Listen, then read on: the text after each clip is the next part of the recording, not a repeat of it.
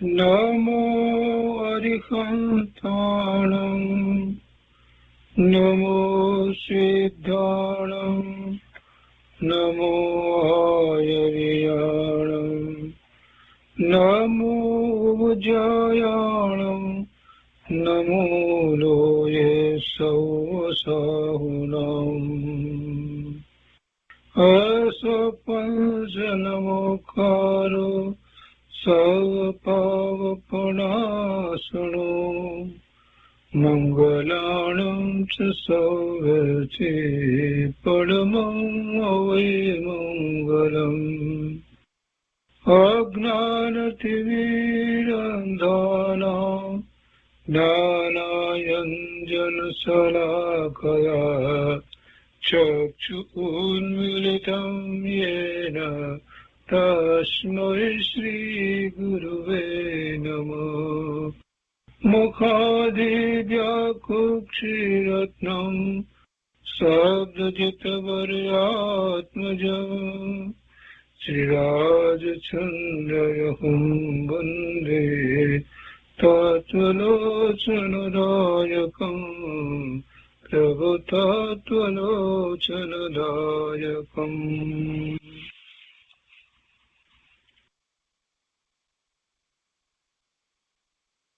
કૃપાળુદેવના વચનામૃતનો સ્વાધ્યાય, એમાં આપણે વર્ષ 25ના પત્રોનો સ્વાધ્યાય કરી રહ્યા છીએ. એમાં પત્રાંક 333 સુધી સ્વાધ્યાય થયો છે. આજે 334 થી આગળ લઈએ છીએ. પાના નંબર 319, પત્રાંક 334. આ પત્ર સૌભાગભાઈ પ્રત્યે લખાયો છે. મુંબઈ, ફાગણ સુદ 10, બુધવાર, સંવત 1948. કૃપાળુદેવ લખે છે કે હૃદય રૂપ શ્રી સૌભાગ્ય પ્રત્યે, હૃદય રૂપ શ્રી સૌભાગ્ય પ્રત્યે ભક્તિપૂર્વક નમસ્કાર પહોંચે. હવે પછી લખીશું એમ લખીને ઘણીવાર લખવાનું બન્યું નથી. એ ક્ષમા કરવા યોગ્ય છે, કારણ કે ચિત્ત સ્થિતિ ઘણું કરી વિદેહી જેવી વર્તે છે. વિદેહી એટલે જનક રાજા વિદેહી, દેહથી પોતે ભિન્ન પડી ગયા. કૃપાળુદેવની અત્યારે વર્તમાન સ્થિતિ વિદેહી જેવી વર્તે છે. એટલે કાર્યને વિશે અવસ્થા થઈ જાય છે. જેવી હાલ ચિત્ત સ્થિતિ વર્તે છે તેવી અમુક સમય સુધી વર્તાવ્યા વિના છૂટકો નથી. એટલે કાર્યને વિશે અવ્યવસ્થા થઈ જાય છે. અવ્યવસ્થા થઈ જાય છે એટલે કે જે કંઈ પત્ર લખીને ઉત્તર આપવો ને એ બધી વાતમાં જોઈએ તેવી કે નિયમિતતા જળવાતી નથી, અને બધા પત્રોના ઉત્તરો એ રીતે લપાતા નથી. ધર્મ પ્રભાવનાની અંતરમાં ઈચ્છા હોવા છતાં કૃપાળુદેવ તેમના પત્રો આવે છે એમને જોઈએ તેવું બધું લખે છે એમ બનતું નથી. એ વાત એ પોતે સ્વીકારે છે. એટલે તો શરૂઆત જ એ રીતે કરી કે હવે પછી લખીશું એમ લખીને ઘણી વાર લખવાનું બન્યું નથી. તો તે ક્ષમા કરવા યોગ્ય છે, કારણ કે ચિત્ત સ્થિતિ ઘણું કરી વિદેહી જેવી વર્તે છે. એટલે કાર્યને વિશે અવ્યવસ્થા થઈ જાય છે. જેવી હાલ ચિત્ત સ્થિતિ વર્તે છે તેવી અમુક સમય સુધી વર્તાવ્યા વિના છૂટકો નથી. એટલે એક તરફ અનુભૂતિ છે અને એનું લક્ષ્ય રહે છે, અને બીજી તરફ આ વેપાર વગેરે ધંધાની અંદર પણ ઘણો વધારો થયો છે, તો એ સંબંધીની પ્રવૃત્તિ પણ ઘણી રહે છે. એટલે એમ બે વાત સાથે હતી. અહીંયા આગળ લખે છે કે ઘણા જ્ઞાની પુરુષો થઈ ગયા છે, તેમાં અમારી જેવો ઉપાધિ પ્રસંગ અને ચિત્ત સ્થિતિ અતિ ઉદાસીન તેવા ઘણું કરીને પ્રમાણમાં થોડા થયા છે.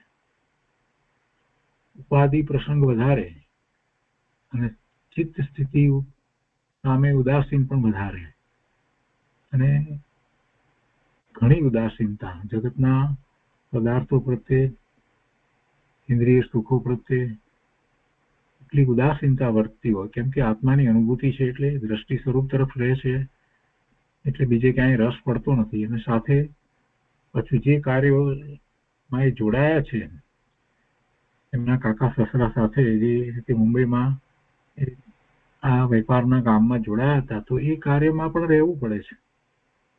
એટલે લખે છે કે ઉપાધિ પ્રસંગ અને પાછી વર્તમાનમાં પોતાની ચિત્ત સ્થિતિ ઉદાસીન, અતિ ઉદાસીન, તેવા ઘણું કરીને એવા જ્ઞાની પુરુષો બહુ થોડા થયા છે. ઉપાધિ પ્રસંગને લીધે આત્મા સંબંધી જે વિચાર તે અખંડપણે થઈ શકતો નથી. વેપારની ઉપાધિ એને લીધે આત્મા સંબંધી જે વિચાર અખંડપણે થઈ શકતો નથી, અથવા તો ગૌણપણે થયા કરે છે. કોઈ વાર એવું લાગે છે કે જાણે કે આ વેપાર વગેરે મુખ્ય થઈ ગયો હોય એવું લાગે, એટલે એમ લખે છે કે અથવા ગૌણપણે આત્મા સંબંધી વિચાર થાય છે, અથવા તો એ અખંડપણે નથી થતો, એટલે વચ્ચે વચ્ચે કંઈક એવા અડચણો આવે છે.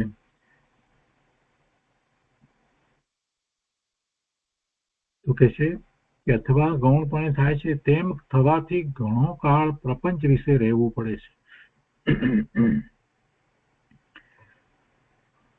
જો પ્રપંચ તો કઈ અંતરમાં એવો કોઈ પ્રપંચ નથી, માયા નથી, પણ છતાં એમને એમ લાગે છે, કેમ કે આત્માની અનુભૂતિ થયા પછી પોતે જે છે તેનું જ્ઞાન ભાન વર્તે, અને છતાંય પછી પોતે એક વેપારી તરીકે કાર્ય કરે, તો એ એમને પ્રપંચ જેવું લાગે છે.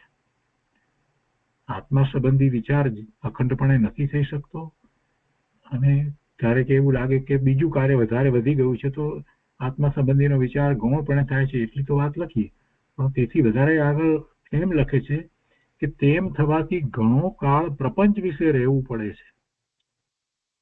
એટલે કે આત્માની અનુભૂતિ પછી પોતે જે છે એનો નિર્ધાર છે, નિર્ણય છે, દ્રષ્ટિ ત્યાં જ રહે છે. આ વર્તમાન પર્યાય જે છે એ મનુષ્યની પર્યાય એ પણ પોતાની નથી. આ બધી વાતની શ્રદ્ધા અનુભવપૂર્વક થઈ છે, અને એવી દ્રષ્ટિ, એવી શ્રદ્ધા રહ્યા કરે છે. છતાં પણ બાહ્યમાં જે પ્રવર્તન થઈ રહ્યું છે, એ વેપારને કારણે જે કંઈ થઈ રહ્યું છે, એમાં તો એક વેપારી તરીકે એમને વર્તવું પડે છે. એટલે એમને એ પ્રપંચ જેવું લાગે છે, અને તેમાં તો અત્યંત ઉદાસ પરિણામ થઈ ગયેલ હોવાથી ક્ષણવાર પણ ચિત્ત ટકી શકતું નથી. અને એ કરવા જાય છે, બરાબર છે, કરે છે, પણ છતાં એમાં ચિત્ત ટકી શકતું નથી. એટલો રસ પડતો નથી વેપાર વગેરેમાં, જેથી જ્ઞાનીઓ સર્વસંગ પરિત્યાગ કરી અપ્રતિબદ્ધપણે વિચરે છે. એટલે આવું થાય એટલા માટે જ બધું ત્યાગી અને જ્ઞાની ચાલ્યા જાય છે. સર્વસંગ પરિત્યાગ, દીક્ષા ગ્રહણ કરી લે છે.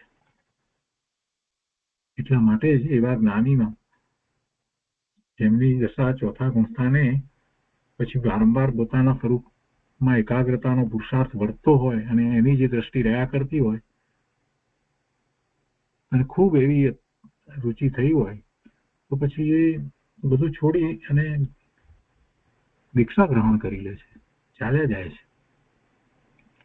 એ વાત અહીંયા કરી છે કે જેથી જ્ઞાનીઓ સર્વસંગ પરિત્યાગ કરી અપ્રતિબદ્ધપણે વિચરે છે. પછી કોઈ પ્રતિબદ્ધતા રહેતી નથી કે આ અમારે કરવું જ પડે, એવી કોઈ પ્રતિબદ્ધતા જ્ઞાનીને હોય નહીં, અને એ માટે જ એ સર્વસંગ પરિત્યાગ કરે છે. મુનિ થયા પછીથી મુનિને કોઈ પ્રતિબદ્ધતા હોતી નથી. આ કરવું મુનિને એવું કોઈ પ્રતિબદ્ધ હોતું નથી. સર્વસંગ શબ્દનો લક્ષાર્થ એવો છે કે અખંડપણે આત્મધ્યાન કે બોધ મુખ્યપણે ન રખાવી શકે એવો સંગ, એ સંગ છોડવાની વાત છે. સર્વસંગ ત્યાગની વાત છે, તો એ સર્વમાં શું, સર્વસંગમાં શું આવે? તો એનો અર્થ અહીંયા આપ્યો છે કે અખંડપણે આત્મધ્યાન કે બોધ મુખ્યપણે ન રખાવી શકે એવો સંગ, ને એ સંગ કૃપાળુદેવ જરાય ઈચ્છતા ન હતા. આ અમે ટૂંકમાં લખ્યું છે અને તે પ્રકારથી બાહ્યથી અંતરથી ભજા કરીએ છીએ. આ સંગ અમે બાહ્યમાંથી વજીએ છીએ અને અંતરથી પાછી દ્રષ્ટિ તો સ્વરૂપ તરફ છે, છતાંય આ રહે છે, એટલે એ વાત લખી છે.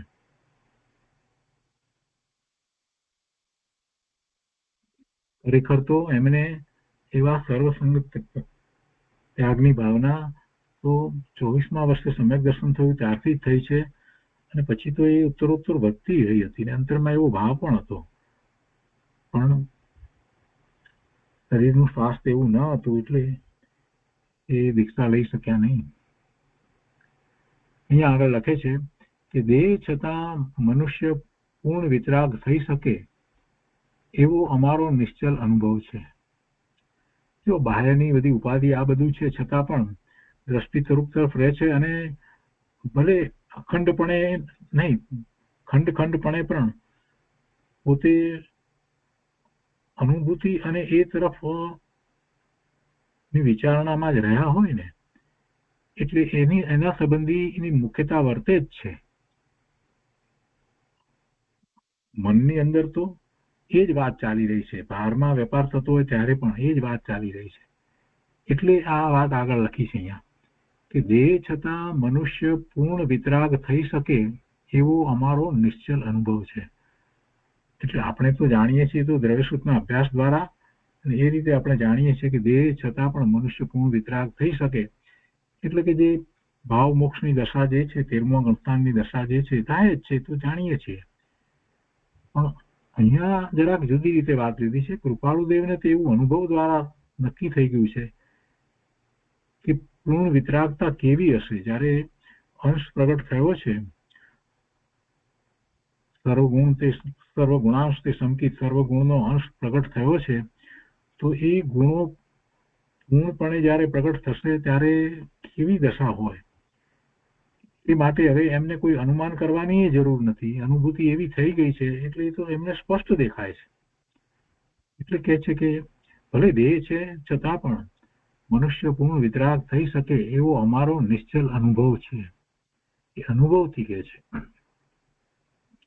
કારણ કે અમે પણ નિશ્ચય તે જ સ્થિતિ પામવાના છીએ.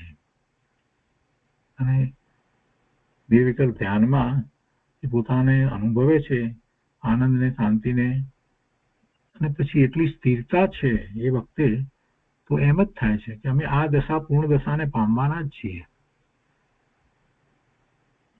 કહે છે દેહ છતાં મનુષ્ય પૂર્ણ વિતરાગ થઈ શકે એવો અમારો નિશ્ચલ અનુભવ છે, કારણ કે અમે પણ નિશ્ચય તે જ સ્થિતિ પામવાના છીએ એમ અમારો આત્મા અખંડપણે કહે છે. અને એમ જ છે, જરૂર એમ જ છે. પૂર્ણ વિતરાગની ચરણરજ નિરંતર મસ્તકે હો એમ રહ્યા કરે છે. અત્યંત વિકટ એવું વિતરાગત્વ અત્યંત આશ્ચર્યકારક છે. અત્યંત વિકટ એવો વિતરાગ ભાવ અત્યંત આશ્ચર્યકારક છે. એ કઈ વિતરાગ ભાવ સહેલાઈથી કઈ પ્રગટ થાય છે એવું નથી, પણ એમને જે પ્રગટ થયો છે, જે પ્રાપ્તિ થઈ છે, અને એમાં જે શાંતિનો અનુભવ થયો છે, સુખનો અનુભવ થયો છે, તો એ ઉપરથી કહે છે કે એ અત્યંત આશ્ચર્યકારક છે. તથાપી તે સ્થિતિ પ્રાપ્ત થાય છે. આશ્ચર્યકારક છે છતાં પણ એવી સ્થિતિ પ્રાપ્ત થાય છે ને પોતાને થઈ છે. એટલે કે છે કે સદેહ પ્રાપ્ત થાય છે એ નિશ્ચય છે, પ્રાપ્ત કરવાને પૂર્ણ યોગ્ય છે એમ નિશ્ચય છે.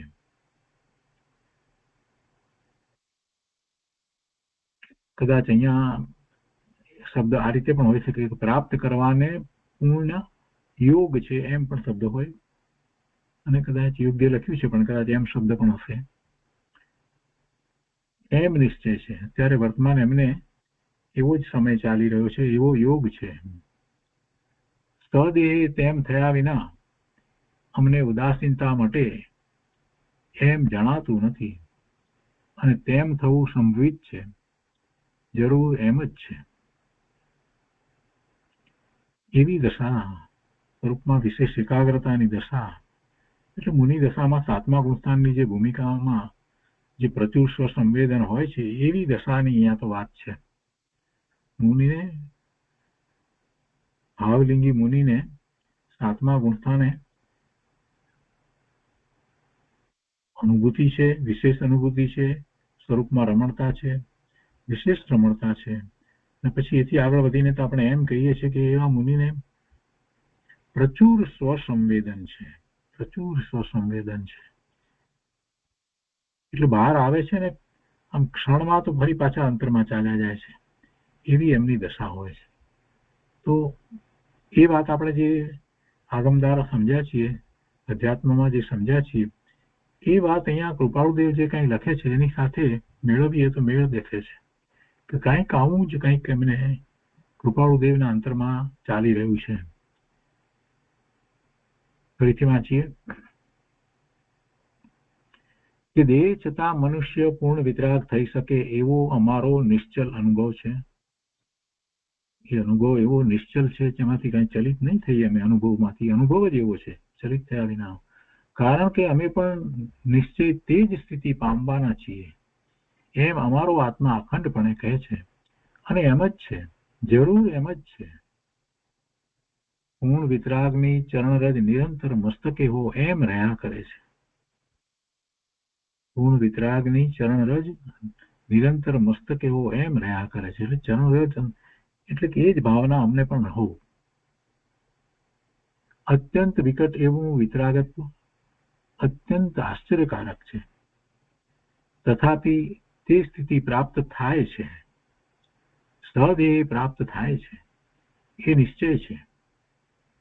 પ્રાપ્ત કરવાને પૂર્ણ યોગ્ય છે એમ નિશ્ચય છે. સદેહ તેમ થયા વિના અમને ઉદાસીનતા માટે એમ જણાતું નથી અને તેમ થવું સંભવિત છે, જરૂર એમ જ છે.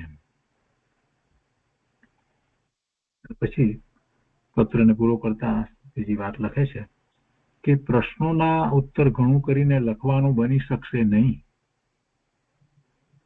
કારણ કે ચિત્ત સ્થિતિ જણાવી તેવી વર્ત્યા કરે છે.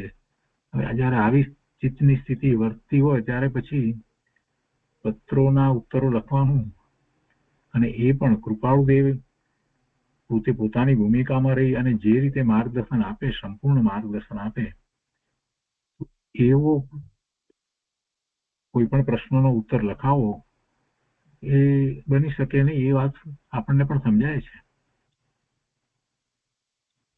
હાલ ત્યાં કઈ વાંચવા વિચારવાનું ચાલે છે કે સી રીતે તે કઈ પ્રસંગોપાત લખશો. છેલ્લે લખે છે પાછા કે ત્યાગને ઈચ્છીએ છીએ પણ થતો નથી.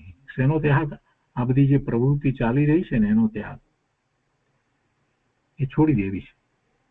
એ બધો સંગ છોડી દેવો છે. એ મુંબઈ છોડી દેવું છે, વેપાર છોડી દેવો છે, બધું જે છોડી દેવું છે.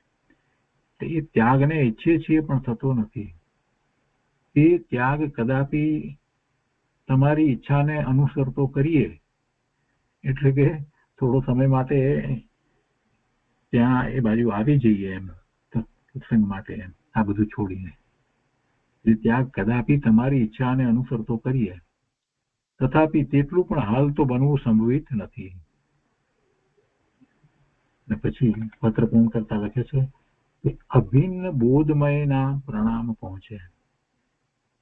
અભિન્ન બોધમય, પોતે બોધથી ભિન્ન રહ્યા નથી, એટલે કે પોતે બોધ કહેતા અહીંયા તો જ્ઞાન, પોતે જ્ઞાનથી ભિન્ન રહ્યા નથી, પોતે જ્ઞાન ભાવે થાય છે એવા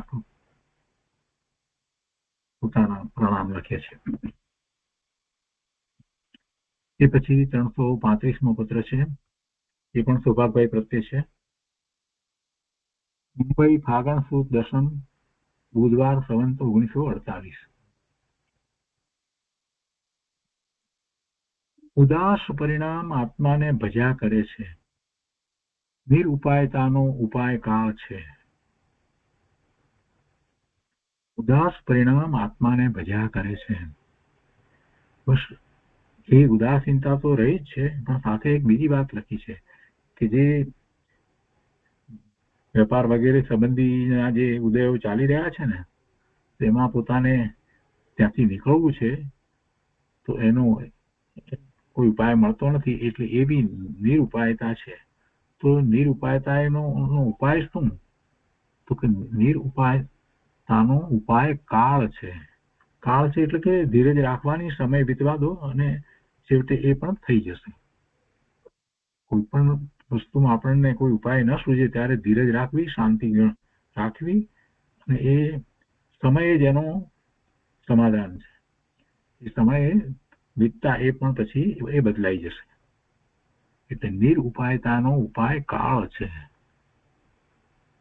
ત્યારે એમ લાગે બધે પડખેથી ઘેરાઈ ગયા હોઈએ અને પછી એમ લાગે તો પછી કૃપાળુદેવનું આ વાક્ય બહુ યાદ રાખવા જેવું છે કે નિરુપાયતાનો ઉપાય કાળ છે. એટલે ધીરજપૂર્વક સમય વ્યતીત થવા દેવો, શાંતિ રાખવી, અને જે કાંઈ ઉદયમાં આવ્યું છે એ ફળ આપીને કરી જાય એવો સમય પણ આવવાનો જ છે. કોઈ કર્મ કાયમ એક સરખું રહેતું નથી.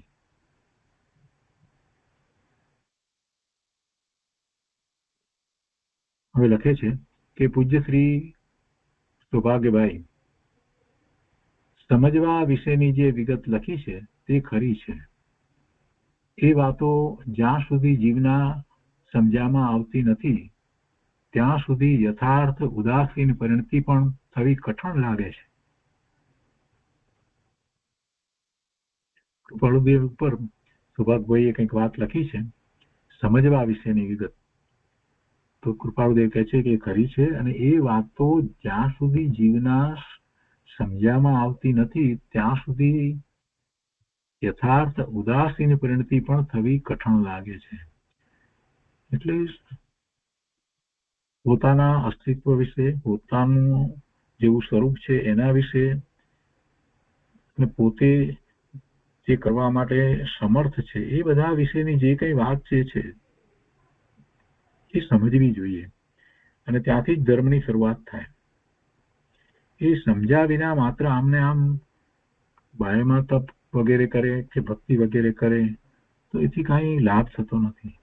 સમજવા જેવું તો પોતાનું સ્વરૂપ છે, એટલે તો કૃપાળુદેવે એમ લખ્યું કે જે સ્વરૂપ સમજ્યા વિના પામ્યો દુઃખ અનંત. એટલે એ સમજવા જેવી વાત તો એ છે, અને એ પોતાનું સ્વરૂપ જ્યાં સુધી જીવના સમજવામાં આવે નહીં ત્યાં સુધી યથાર્થ ઉદાસીન પરિણતિ પણ થવી કઠણ લાગે છે. સ્વરૂપ સમજાય, અને સમજાય એટલે અનુભવ સહિત સમજાય ત્યારે સાચું સમજ્યા કહેવાય. એટલે કે સમ્યક તો થાય તો સાચી સમજ કહેવાય. અને એવું સમ્યક તો થયું છે તો એને જગતના પદાર્થો પ્રત્યે ઉદાસીનતા છે, લૌકિક ભાવ પ્રત્યે ઉદાસીનતા વર્તે છે. કોઈ લૌકિક ભાવમાં એને રસ પડતો નથી. એમાં કોઈ પણ એવા સંયોગો હોય અને એવા લૌકિક ભાવ હોય તો એમાં એને એ ઈષ્ટપણું કે અનિષ્ટપણું લાગતું નથી. માત્ર પોતાના જ્ઞાનનું જ્ઞેય છે એમ એને જાણે છે. બીજાને એ સંયોગ કોઈક રીતે હર્ષના સંયોગ લાગે અથવા તો કોઈક રીતે એવા દુઃખને સંયોગ લાગતા હોય, તે છતાં પણ કોઈ પણ સંયોગ હોય એમાં જ્ઞાની મહાપુરુષને તો એ પોતાના જ્ઞાનનું જ્ઞેય જ લાગે છે, બીજું કાંઈ લાગતું નથી. એની સાથે એનું જોડાણ હવે થતું જ નથી. એવી ઉદાસીનતા થઈ છે કે સંયોગો સાથે જોડાતા નથી. એ ઉદાસીનતાની વાત છે. એ યથાર્થ ઉદાસીન પરિણતિ થવી ઘણી કઠણ લાગે. કેમ કઠણ લાગે? કેમ કે સ્વરૂપને સમજ્યા નથી તો એ કઠણ લાગે. આ એક વાક્યની અંદર કૃપાળુદેવે ઘણી બધી વાત કરી દીધી, અને અહીંયા આપણે આત્મસિદ્ધિની પહેલી ગાથાને મૂકીએ તો બરાબર બેસે છે કે જે સ્વરૂપ સમજ્યા વિના પામ્યો દુઃખ અનંત એ જે લખ્યું છે એ કૃપાળુદેવે કાંઈ અમસ્તું નથી લખ્યું. અહીંયા પત્રની અંદર પણ એ જ વાત લખી છે. સૌભાગભાઈએ કંઈક લખ્યું છે એના ઉપર પોતે ટિપ્પણી કરતા એ વાત લખી છે કે વાત બરાબર છે. જ્યાં સુધી જીવના સમજામાં એ વાત આવતી નથી, એટલે પોતાના સ્વરૂપની વાત, ત્યાં સુધી યથાર્થ ઉદાસીન પરિણતિ પણ થવી કઠણ લાગે છે. એટલે કે વૈરાગ્ય થવો પણ કઠણ લાગે છે. જ્ઞાન વિના એવો વૈરાગ્ય હોય નહીં. અને જ્ઞાન એટલે સમ્યક જ્ઞાન. સમ્યક જ્ઞાન સમ્યક દર્શન સાથે હોય છે, અને તો જ એને વૈરાગ્ય સાચો ટકીને રહે છે, અને એ જ પછી આગળ ચારિત્રરૂપ બની જાય છે. સત્પુરુષ કેમ નથી ઓળખવામાં આવતા એ વગેરે પ્રશ્નો ઉત્તર સહિત લખી મોકલવાનો વિચાર તો થાય છે. કૃપાળુદેવે પહેલા એ પ્રશ્ન સૌભાગભાઈને લખ્યો હતો, પછી સૌભાગભાઈ એનો ઉત્તર લખ્યો, એ પણ આપણે વાંચનમાં લીધું છે બધું. અને છતાં હજી કૃપાળુદેવના અંતરમાં આ પ્રશ્નનો ઉત્તર જે છે તે લખવા માટેનો વિકલ્પ હજી રહ્યો છે કે પોતે કંઈક વધારે ઉઘાડ કરે, એ પ્રશ્નનો ઉત્તર લખે. એટલે કે છે કે સત્પુરુષ કેમ નથી ઓળખવામાં આવતા એ વગેરે પ્રશ્નો ઉત્તર સહિત લખી મોકલવાનો વિચાર તો થાય છે, પણ લખવામાં ચિત્ત જેવું જોઈએ તેવું રહેતું નથી, અને તે વળી અલ્પકાળ રહે છે. ચિત્ત જેવું જોઈએ તેવું રહેતું નથી, અને રહે છે તો એ પણ અલ્પકાળ, એટલે ધારેલું લખી શકાતું નથી. અંતરમાં જે ભાવ છે એ બધા ને શબ્દમાં મૂકવા માટે કૃપાળુદેવ એવો પ્રયત્ન નહીં થાય એમ માને છે. એવું નહીં થાય એમ, કેમ કે ચિત્ત એટલું શાંત નથી, અને એવી વાત લખી હોય ત્યારે શાંત ચિત્તથી સમય લઈને એ વાત લખાય. પણ કૃપાળુદેવનું અંતર એક તરફ સ્વરૂપ તરફ રહે છે, અને બીજી તરફ બહારની ઉપાધિ છે, એટલે પોતાના અંદરમાં એમ રહ્યા કરે છે કે જેમ કહીએ ને કે આપણે જસ્ટિફિકેશન નથી આપી શકતા એમ. જ્યાં અનુભૂતિ થઈ, સમ્યક દર્શન થયું, છતાં પણ જ્યાં રહેવું જોઈએ ત્યાં રહેવાતું નથી ને. અને પેલું બધું જે છે વેપાર વગેરે જે છે એ બધું જાણે કે વિક્ષેપ રૂપ થતું હોય એવું એમને લાગ્યા કરે છે. એટલે અત્યારે ચિત્ત સ્થિતિ આ રીતે છે. બે તરફ કેવી રીતે ધ્યાન થાય, વેપારમાં પણ એટલી, અને આ અનુભૂતિ થયા પછીથી સ્વરૂપનું લક્ષ્ય રહે એના તરફ પણ એ અઘરું છે. એ વાત એ વારંવાર જણાવે છે. અને એવે વખતે ફરી પાછા આ બધા પ્રશ્નોના જવાબ પણ, અને એ જવાબ પણ સામાન્ય જવાબ નહીં, પણ જેમાંથી બધાને હંમેશને માટે માર્ગદર્શન પ્રાપ્ત થઈ જાય એવા ઉત્તરો લખવાના છે. એટલે એ અત્યારે થઈ શકે એમ નથી. એટલે કે છે કે એટલે ધારેલું લખી શકાતું નથી. આત્માને ઉદાસ પરિણામ અત્યંત ભજ્યા કરે છે.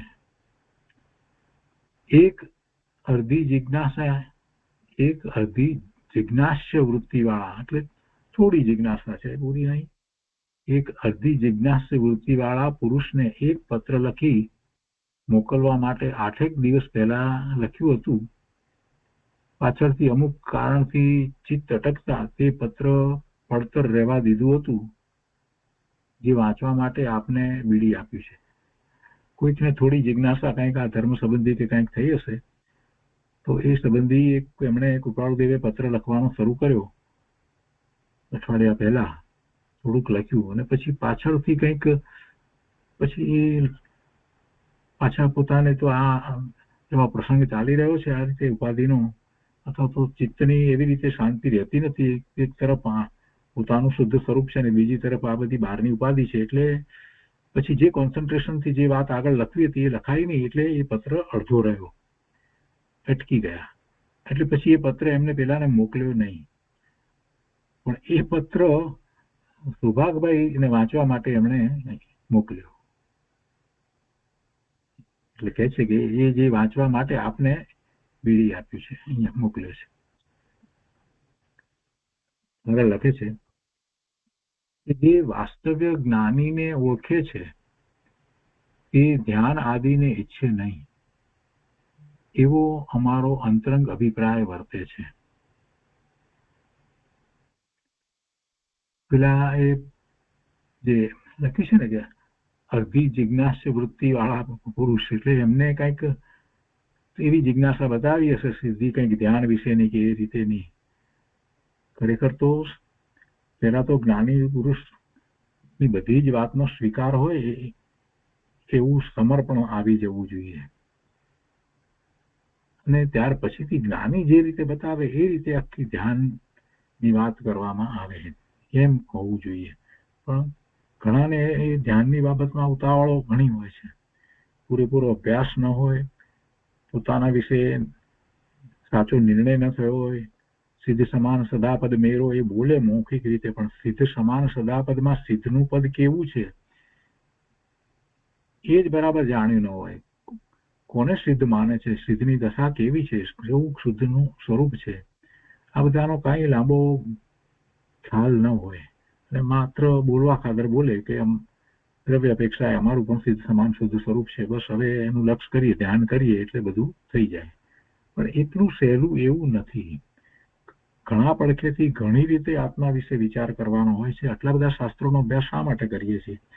જુદી જુદી અપેક્ષા દ્વારા દિનેશ્વર ભગવાને જે વસ્તુ સ્વરૂપ પ્રકાશ્યું છે, આત્માનું સ્વરૂપ અને જગતનું સ્વરૂપ, એનો જેમ છે તેમ નિર્ણય થવો જરૂરી છે. અને એ નિર્ણય થયા પછીથી એનો એવો સ્વીકાર થવો જોઈએ કે એવું જ મારું સ્વરૂપ છે અને જગતનું પણ એવું જ સ્વરૂપ છે. અને એવો જ્યારે સ્વીકાર થાય છે ત્યારે પોતાથી બીજું બધું જુદું છે, ભિન્ન છે, એ ભેદ જ્ઞાન સહેલાઈથી થાય છે. અને એવું ભેદ જ્ઞાન થાય છે એ પછી આગળ વધી અને સ્વરૂપનું લક્ષ કરીએ અને અનુભૂતિ કરી શકે. આટલે બધે પહોંચ્યો ન હોય અને સામાન્ય બસ કંઈક ધ્યાન વગેરેની વાત સાંભળી હોય ને પછી કે ધ્યાન કરવું છે, તો કૃપાળુદેવ એના માટે શું લખે? કૃપાળુદેવ લખે છે કે વાસ્તવ્ય જ્ઞાનીને ઓળખે છે તે ધ્યાન આદિને ઈચ્છે નહીં. એટલે ધ્યાન આદિને ઈચ્છે નહીં એટલે શું? કે જ્ઞાનીને જે ઓળખે છે એ જ્ઞાનીની આજ્ઞાએ ચાલે અને જ્ઞાની સમર્પિત થઈ જાય. અને પછી એને બધું મૂકી દીધું છે, બધી ચિંતા મૂકી દીધી છે કે પોતાને ધ્યાન કરવાનું જ્યારે સમય આવશે ત્યારે જ્ઞાની પોતે સમજાવશે, કહેશે અને એ ધ્યાન એટલે પોતાને કઈ ચિંતા છે જ નહીં.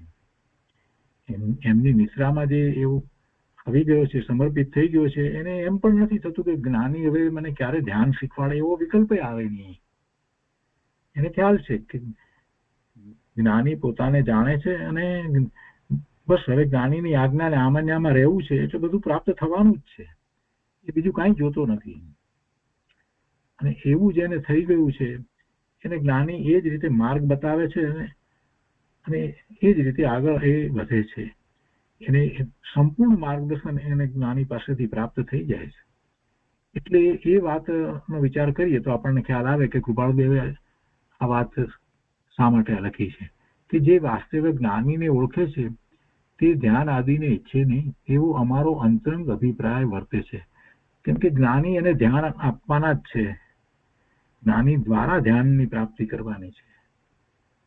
જ્ઞાની ધ્યાનના સ્વરૂપને સમજાવી અને કેમ ધ્યાન કરવું એ વાત એને આપવાના જ છે. ધ્યાન ન કરવાની વાત નથી.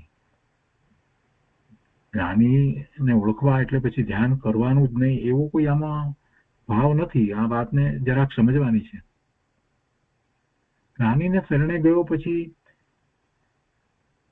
દ્રવ્યસ્વરૂપના અભ્યાસની કે પછી બાહ્ય વ્રત તપની કે પછી ધ્યાનની કે એ બધાની કાંઈ એને ચિંતા રાખવાની જરૂર જ નથી.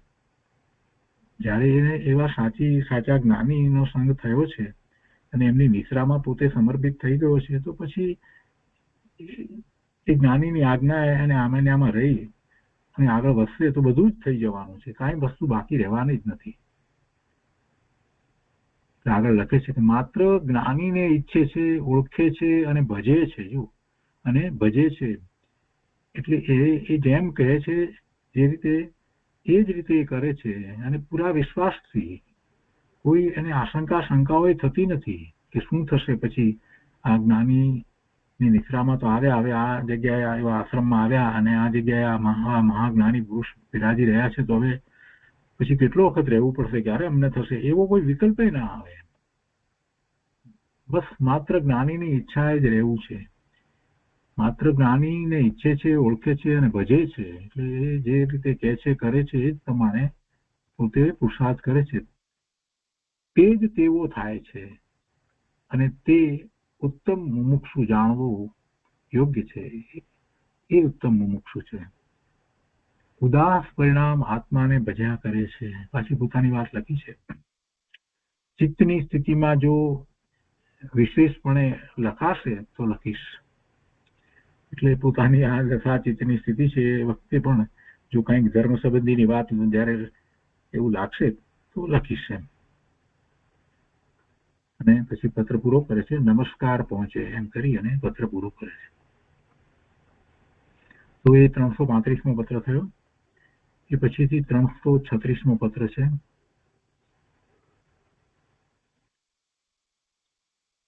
એ કુંવરજીભાઈ મગનલાલ પ્રત્યે લખાયો છે. 336મો પત્ર બહુ ટૂંકો પત્ર છે. મુંબઈ ફાગણ સુદ 11 બુધવાર સંવત 1948. કૃપાળુદેવ લખે છે કે અત્રે ભાવ સમાધિ છે. અત્રે ભાવ સમાધિ છે. વિશેષે કરીને વૈરાગ્ય પ્રકરણમાં શ્રી રામે જે પોતાને વૈરાગ્યના કારણો લાગ્યા તે જણાવ્યા છે તે ફરી ફરી વિચારવા જેવા છે. યોગ વાસિષ્ઠની અંદર જે પ્રકરણ છે ને એ પ્રકરણ સંબંધીની આ વાત કરવામાં આવી છે. યોગ વાસિષ્ઠની અંદર રામચંદ્રજી કે જે વૈરાગ્યના કારણો જે કહ્યા છે ત્યાં એમ એટલે એ રીતે યોગ વાસિષ્ઠમાં એમના મુખે એવી રીતે કહેવડાયું હોય એમ એવી રીતે આખી વાત લખી હોય ને તો એ એમ એ શ્રી રામે જે પોતાને વૈરાગ્યના કારણો લાગ્યા તે જણાવ્યા છે. તો તે ફરી ફરી વિચારવા જેવા છે. એટલે ખરેખર તો એ વૈરાગ્યના જે કારણ છે ફરી ફરીને વિચારવા જેવા છે. ત્યાં જે એમ ગ્રંથની અંદર લખ્યા છે એ રામચંદ્રજી વિશે આપણે જાણીએ છીએ કે તો મુનિ દીક્ષા ગ્રહણ કરી કેવળ જ્ઞાન પ્રગટ કરી અને મોક્ષ વધારે તો ત્યારે સિદ્ધ થઈ ગયા. અહીંયા કહે છે કે ખંભાત પત્ર પ્રસંગ રાખવો, તેમના તરફથી પત્ર આવવામાં ઢીલ થતી હોય તો આગ્રહથી લખશો એટલી ઢીલ ઓછી કરશે. એટલે તમે એમને સામેથી પત્ર લખશો ને એમના સંપર્કમાં રહેજો. અંબાલાલભાઈ વગેરે પરસ્પર કંઈ પૂછા કરવાનું સૂઝે તો તે પણ તેમને લખશો. એટલે ત્યાંથી એ માર્ગદર્શન પણ આપશે. એ 336મો પત્ર થયો. એ પછી 337મો પત્ર છે. એ કોની ઉપર લખાયો છે એ અહીંયા સ્પષ્ટ નથી, પણ પત્ર ઉપરથી ખ્યાલ આવે છે કે કોઈકની ઉપર લખાયો છે. મુંબઈ ફાગણ સુદ પછી 11 અને પછી 2 પાછી પાણ કરી છે બાજુમાં એટલે 11-12 ભેગા હશે એટલે એવું કંઈક હશે એટલે 11.5 થાય ને એટલે મોટે ભાગે એવું હશે કંઈક 11 થી વિશેષ એમ 11 પણ હશે. અહીંયા 2 તિથિ ભેગી હોય છે ત્યારે હોય છે ને કે સવારના અમુક કાળ સુધી એ 11નો ભાગ હોય અને બપોર પછીથી 12નો ભાગ થતો એટલે 11-12 ભેગા એમ જે આપણે સમજીએ છીએ તે એવો દિવસ હશે. ગુરુવાર સંવત 1948. પત્રમાં લખે છે કે ચિરંજીવી ચંદુના સ્વર્ગવાસના ખબર વાંચી ખેદ થયો. એટલે કોઈકની ઉપર આવા પત્ર તો લખાયો છે. એ જેના સ્વજન તરીકે ચંદુ હશે તો એમની ઉપર પત્ર લખાયો છે. ચિરંજીવી ચંદુના સ્વર્ગવાસના ખબર વાંચી ખેદ થયો. જે પ્રાણીઓ દેહ ધારણ કરે છે તે પ્રાણીઓ તે દેહનો ત્યાગ કરે છે એમ આપણને પ્રત્યક્ષ અનુભવ સિદ્ધ દેખાય છે.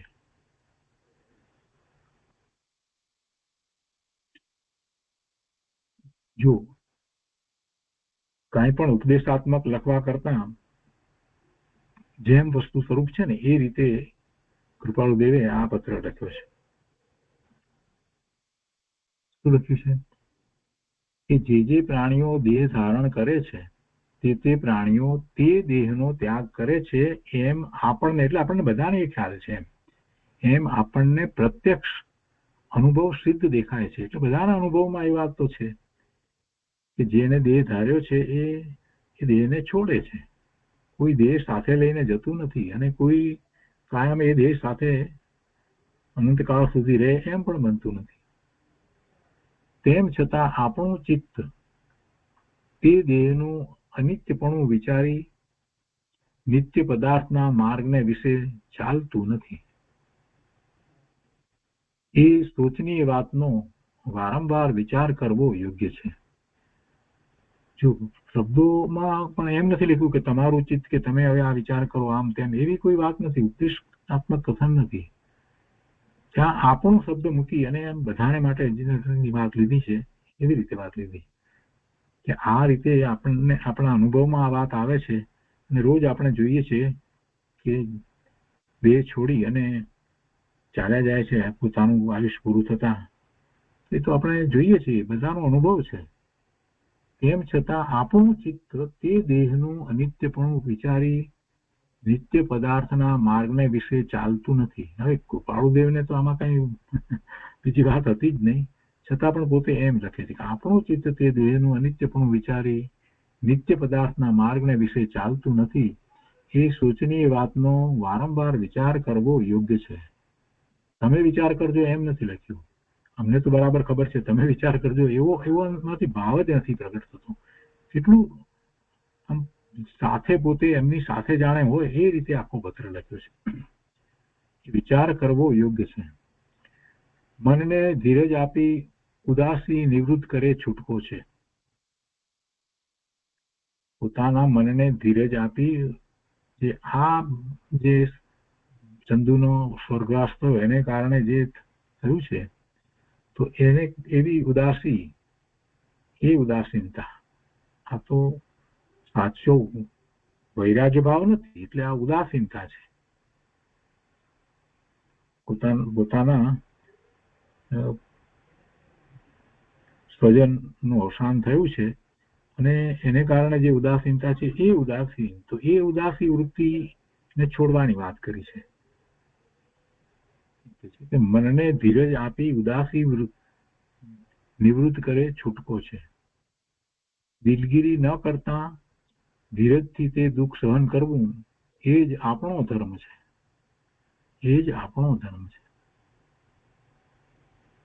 આગળ લખે છે કે આ દેહ પણ જ્યારે ત્યારે એમ જ ત્યાગવાનો છે એ વાત સ્મરણમાં આવ્યા કરે છે અને સંસાર પ્રતિ વૈરાગ્ય વિશેષ રહ્યા કરે છે. આ પોતાની વાત હવે લખી. આ દેહ પણ જ્યારે ત્યારે એમ જ ત્યાગવાનો છે એ વાત સ્મરણમાં આવ્યા કરે છે અને સંસાર પ્રતિ વૈરાગ્ય વિશેષ રહ્યા કરે છે. પૂર્વ કર્મને અનુસરી જે કંઈ પણ સુખ દુઃખ પ્રાપ્ત થાય તે સમાન ભાવથી વેદવું એ જ્ઞાનીની શિખામણ સાંભળી આવી છે. તે લખી છે. માયાની રચના ગહન છે.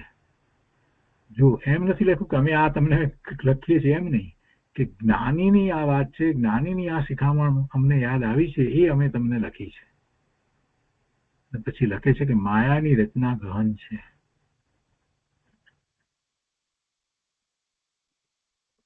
આ બધી બીજી રીતે જે કંઈ માનીએ છીએ અને એને લીધે કેટલી વાર ખેદ વગેરે થાય છે તો એ વિચારવા જેવું છે. માયાની રચના ગહન છે. પૂર્વે એ જ જીવ સાથે બીજા સંબંધમાં રહ્યા હોઈએ અને આ ભવની અંદર જુદા સંબંધમાં હોઈએ અને એટલા માટે કોઈક રીતે વધારે ખેદ પણ થાય, આ બધું પણ થાય. એટલે એ બધી માયા છે એની વાત કરી છે. ખરેખર જોઈએ તેમાં કહી દીધું એક રીતે કે જે અત્યારે તમારા જે કોઈ સ્વજન કોઈ સંબંધી હતા પુત્ર હતા દાખલા તરીકે, તો આ જ ભવના જે પુત્ર હતા એ ગયા ભવમાં એની સાથે તમારા સંબંધ કંઈક જુદા હતા અને એની પહેલા કંઈક જુદા પણ હશે. એ બધા ભવના સંબંધો એની સાથેના વિચાર કરીએ તો તમને ખરેખર તો એમના પ્રત્યે અત્યારે આટલો રાગ ન પણ થાય, એવું પણ બને. પણ છતાંય એ અત્યારે આ ભાવમાં પુત્ર તરીકે હતા અને પછી એ ચાલ્યા જાય છે તો તમને બહુ ખેદ થાય છે. તો આ માયાની વાત લખી છે અહીંયા. માયાની રચના ગહન છે.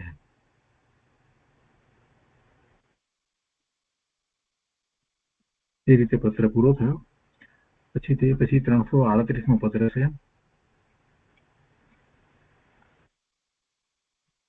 સુભાભાઈ પ્રત્યે લખાયો છે. 338 અને 339 બંને પત્ર સુભાભાઈ પ્રત્યે લખાયા છે. મુંબઈ ફાગણ સુદ 13 શુક્રવાર સંવત 1948. સુભાભાઈ પ્રત્યે ગોપાળદેવ લખે છે કે અત્યંત પરિણામમાં ઉદાસીનતા પરિણમ્યા કરે છે. અત્યંત પરિણામમાં ઉદાસીનતા પરિણમ્યા કરે છે. જેમ જેમ તેમ થાય છે, એટલે કે ઉદાસીનતા થાય છે, પરિણામમાં ઉદાસીનતા થાય છે. જેમ જેમ તેમ થાય છે તેમ તેમ પ્રવૃત્તિ પ્રસંગ પણ વધ્યા કરે છે. એક તરફ આ જગત પ્રત્યેની ઉદાસીનતા સ્વરૂપનું લક્ષ અને સાથે બીજી તરફ વેપાર વગેરે જે ચાલી રહી છે પ્રવૃત્તિ, એના પ્રસંગો વધી રહ્યા છે. જેમ જેમ તેમ થાય છે એટલે પોતાના પરિણામમાં ઉદાસીનતા વધ્યા કરે છે. તેમ તેમ બીજી તરફ શું થઈ રહ્યું છે, પ્રવૃત્તિ પ્રસંગ પણ વધ્યા કરે છે. જે પ્રવૃત્તિનો પ્રસંગ પ્રાપ્ત થશે એમ નહીં ધારેલું તે પણ પ્રાપ્ત થયા કરે છે. એટલે નહીં ધારેલા એવા પ્રવૃત્તિના પ્રસંગો આવ્યા એટલે એમાં એમને રોકાઈ રહેવું પડે. એમનું મન એ તરફ જાય, વેપાર વગેરે આ તે બધા કામોમાં એમાં એમનો સમય વેડફાય અને જે એક અખંડ ધારાએ સ્વરૂપનું લક્ષ જે રહેવું જોઈએ એ રહે નહીં. આ બધી વાત એમણે પહેલા લખી છે. હવે તો પછી પાછું કંઈક થયું છે, કંઈક વધારે એવા કોઈ પ્રસંગ બન્યા હશે એટલે વેપારમાં કંઈક આગળ વૃદ્ધિ થઈ છે. એટલે કે છે કે જે પ્રવૃત્તિનો પ્રસંગ પ્રાપ્ત થશે એમ નહીં ધારેલું તે પણ પ્રાપ્ત થયા કરે છે. અને એથી એમ માનીએ છીએ કે ઉતાવળે પૂર્વે નિબંધન કરેલા એવા કર્મો નિવૃત્ત થવાને માટે ઉદયમાં આવે છે. છતાંય કૃપાળુદેવે કેવી ધીરજ અને શાંતિ રાખી છે કે આવું જયારે થઈ રહ્યું છે તેના ઉપરથી એમ લાગે છે કે પૂર્વે જે અમે ભાવ કર્યા એને કારણે જે કર્મના બંધ પડ્યા એ બધા આ ઉદયમાં આવી રહ્યા છે.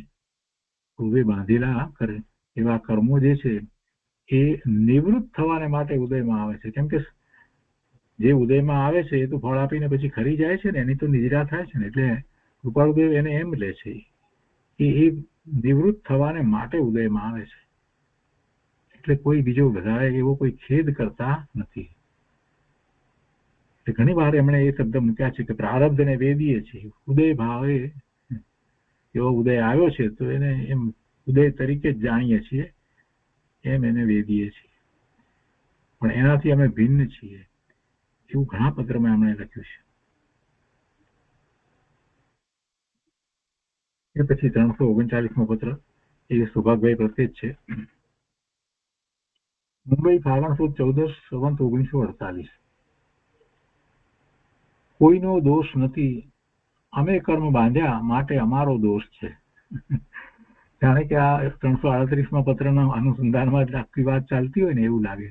ત્યાં એ લખ્યું ને કે પૂર્વે જે કર્મ બાંધ્યા છે એવા કર્મો નિવૃત્ત થવાને માટે ઉદયમાં આવે છે એટલે થાય છે. એટલે હવે એમાં જ આગળ લખવું હોય તો આમ જ લખાય. કોઈનો દોષ નથી એટલે કે કામ વધી ગયું, આ તે બધું થયું, એવા પ્રસંગો વેપારના વગેરેના કંઈક ન ધારેલા આવ્યા બધા, તો તેમાં કોઈનો દોષ નથી.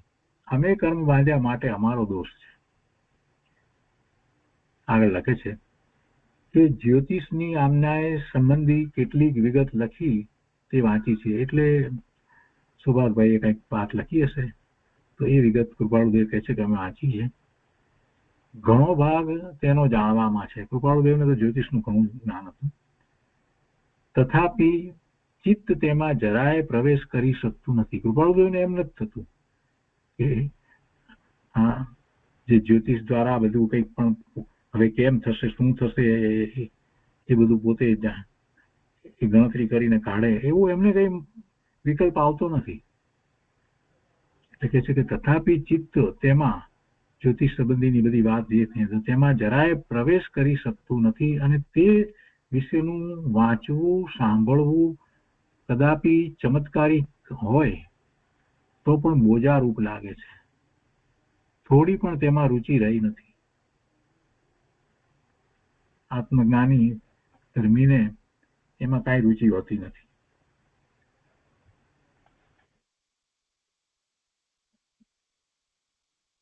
પોતાના પરિણામ ક્રમબદ્ધ જે થવા યોગ્ય છે તે જ થાય છે, એટલે એને તો શાંતિ છે. સમ્યક દ્રષ્ટિ જ્ઞાની ધર્મીને તો શાંતિ છે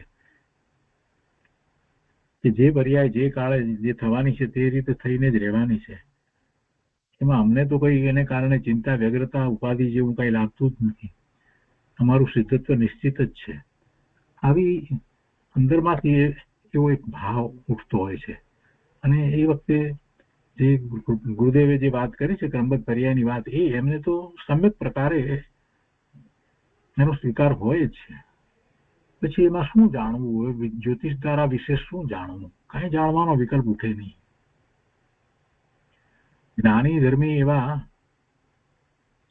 જેને કહીએ કે 7મા ગુણસ્થાનની દશામાં હોય એવા મુનિને તમોસણમાં બેઠા હોય ને આપણે એમને પૂછીએ કે આ ભગવાનના જે ભાવમંડળ છે એની અંદર આપણે દ્રષ્ટિ કરીએ તો 7 ભાવ દેખાય, વર્તમાનનો 1, પૂર્વના 3 અને ભવિષ્યના 3.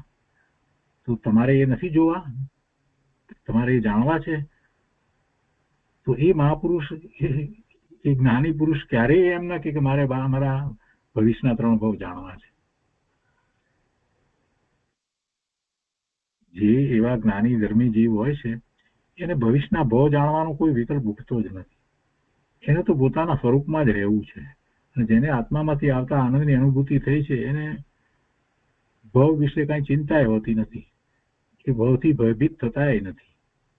સમ્યક દર્શન થયા પછીથી કોઈ શંકા વગેરે રહેતી નથી, તો ભય પણ નથી, અને જે પરિણામ થવા યોગ્ય છે તે જ થઈને રહેશે. પોતાને શું કરવું છે, પોતે પોતાના ભાવે રહેવું છે. પોતે જ્ઞાન સ્વભાવી ભગવાન આત્મા છે તો જ્ઞાન ભાવે રહેવું છે. આવી જ વાત એમને તો હોય છે. કૃપાળુદેવને હવે શું જ્યોતિષની વાતમાં રસ પડે, એટલે કે છે કે હવે એ બધુંમાં અમને રુચિ રહી નથી, એ બધું બોજારૂપ લાગે છે. અમને તો માત્ર અપૂર્વ એવા સતના જ્ઞાન વિશે જ રુચિ રહે છે. સતનું જ્ઞાન એટલે પોતાનું જે સ્વરૂપ જે છે એનું જ્ઞાન, એની જ રુચિ રહે છે. બીજું જે કંઈ કરવામાં આવે છે કે અનુસરવામાં આવે છે તે બધું આસપાસના બંધનને લઈને કરવામાં આવે છે. આ સિવાય બીજું અત્યારે વર્તમાનમાં જે ચાલી રહ્યું છે આ વેપાર વગેરે, તો એ બધું આસપાસના બંધનને લઈને કરવામાં આવે છે, અનુસરવામાં આવે છે. તે બધું આસપાસના બંધનને લઈને કરવામાં આવે છે. અને અહીંયા એ જે વ્યવહાર છે એની વાત કૃપાળુદેવે લખી છે. આ બધો વેપારનો વગેરેનો વ્યવહાર એમના કાકા સસરા સાથે એ તેમાં વેપારમાં જોડાયા હતા ને, એટલે આખી વાત છે. એ છે કે હાલ જે કંઈ વ્યવહાર કરીએ છીએ તેમાં દેહ અને મનને બાહ્ય ઉપયોગ વર્તાવવો પડે છે. આત્મા તેમાં વર્તતો નથી. દેહ અને મનથી આખું એ બધો વ્યવહાર ચાલે છે. એમ કે છે આત્મા તેમાં વર્તતો નથી, એટલે કે અંદરમાં રુચિ પોતાના સ્વરૂપની જે છે એમાં કઈ ફેર નથી પડતો. આત્મા કઈ આમ થઈ જતો નથી. આ કાર્ય કરે છે, એક જવાબદારી હોય એટલે કરે, પણ છતાં એ પોતાનું કાર્ય છે એમ એમને લાગતું નથી. જેમ પેલો ગુમાસ્તો હોય એ દુકાનમાં કામ કરે, પણ એ બંને બધું કહે કે આ બધું અમારી દુકાન, પણ એ સમજે છે કે એ દુકાન તો શેઠની છે, પોતાની નથી. નિષ્ઠાપૂર્વક બધું કરે છતાં પણ એવી રીતે જેને આત્માની અનુભૂતિ થઈ છે બહારના કાર્યો કરે, પણ છતાં એ કાર્ય પોતાના સમજીને નથી કરતા. એ કરવા પડે છે એટલે કરે છે, પણ એમાં કાર્ય નિષ્ઠાપૂર્વક કરે, વેઠ કાઢે એવું પણ ના બને. એટલે એ વાત અહીંયા લખી છે કે તેમાં દેહ અને મનને બાહ્ય ઉપયોગ વર્તવો પડે છે, આત્મા તેમાં વર્તતો નથી. ક્વચિત પૂર્વ કર્મ અનુસાર વર્તાવવું પડે છે, તેથી અત્યંત આકુળતા આવી જાય છે. ક્યારેક આકુળતા આવી જાય છે, કેમ કે પછી દ્રષ્ટિ સ્વરૂપ તરફ રહે છે ને, એટલે કે આ બધું કરવાનું થાય એટલે ક્યારેક કોઈક વખત એવી આકુળતા લાગે છે. જે કંઈ પૂર્વે નિબંધન કરવામાં આવ્યા છે, જે કર્મો બાંધ્યા છે, તે કર્મો નિવૃત્ત થવા અર્થે સેવીએ છીએ.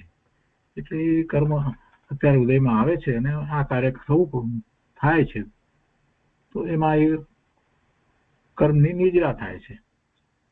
હાલ જે કરીએ છીએ તે વેપાર વિશે મને વિચાર આવ્યા કરેલ, અને ત્યાર પછી અનુક્રમે તે કામની શરૂઆત થઈ ત્યારથી તે અત્યાર સુધીમાં કામની દિન પ્રતિદિન કંઈ વૃદ્ધિ થયા કરી છે.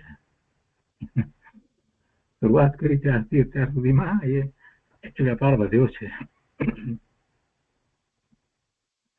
અમે આ કામ પ્રેરેલું માટે તે સંબંધી, પછી અક્ષરો પછી કંઈક ફાટી ગયો છે પત્ર કે કંઈક, એટલે નથી.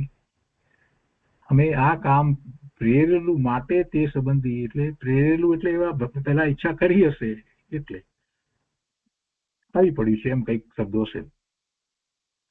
અને એમાં બને તેટલું મજૂરી જેવું કામ પણ કર્યાનું રાખ્યું છે, એટલે ઘણું કામ કર્યા. કામની હવે ઘણી હદ વધી ગયેલી હોવાથી નિવૃત્ત થવાની અત્યંત બુદ્ધિ થઈ જાય છે, પણ પાછું કંઈક નથી શબ્દો ને દોષ બુદ્ધિ આવી જવાનો સંભવ, તે અનંત સંસારનું કારણ, અને પાછા કંઈક શબ્દો અહીંયા નથી, ને થાય એમ જાણી.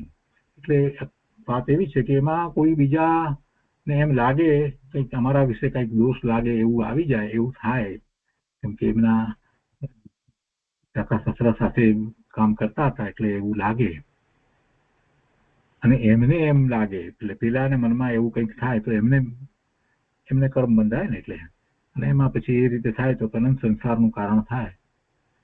ને એ એમ થાય એમ જાણી જેમ બને તેમ ચિત્તનું સમાધાન કરી તે મજૂરી જેવું કામ પણ કર્યા જેવું એમ હાલ ધાર્યું છે. એટલે ગમે તેટલું કાર્ય થાય છે, કામ થાય છે, તો પણ અમે એમ નથી કરતા કે એમાં ગમે તેમ કરીએ એવું નથી કરતા, અને એ કર્યા કરીએ છીએ. આ બધું કામ પણ અમે કરીએ છીએ જેથી પેલાના અંતરમાં કઈ બીજું થાય નહીં, કોઈ દોષ બુદ્ધિ આવે નહીં. આ કામની પ્રવૃત્તિ કરતી વખતે જેટલી અમારી ઉદાસીન દશા હતી તેથી આજ વિશેષ છે, અને તેથી અમે ઘણું કરીને તેમની વૃત્તિને ન અનુસરી શકીએ એવું છે. એટલે જેમની સાથે આ વેપાર થાય છે તે, તથાપિ જેટલું બન્યું છે તેટલું અનુસરણ તો જેમ તેમ ચિત્ત સમાધાન કરી રાખ્યા કર્યું છે.